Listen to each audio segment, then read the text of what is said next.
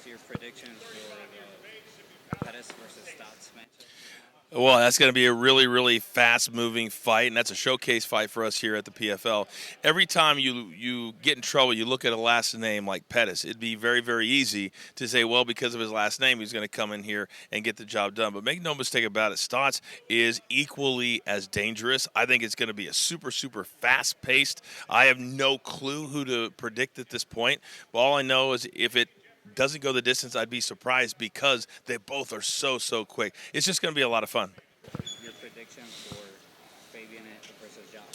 It's interesting because Josh Silveira has fought Impa Sanganay, and now Fabian Edwards is coming off a win over Impa that I don't think, because he'd never been here before, a lot of people thought that he would get, because Impa had won a season, came out of nowhere, and then he's kind of one of the faces of the PFL.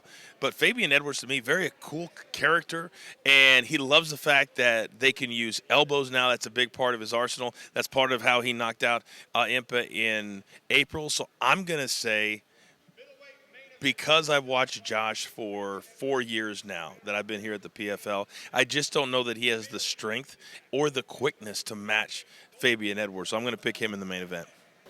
What is the difference now being in the PFL compared to, let's say, the WWE? What is the difference of working in both? Sure. The difference between having the role I have now in the PFL, where there's kind of a hybrid talent, sometimes executive, sometimes announcing fights, as opposed to when I was in the WWE. I just like the environment, and sometimes you can be in a place that's a little bit smaller as far as personnel. Everybody here is fantastic. We all want one thing, and that is to grow the PFL as big as we possibly can. And I think now we have a lot of the right people. A lot of people from WWE have come over, not just myself.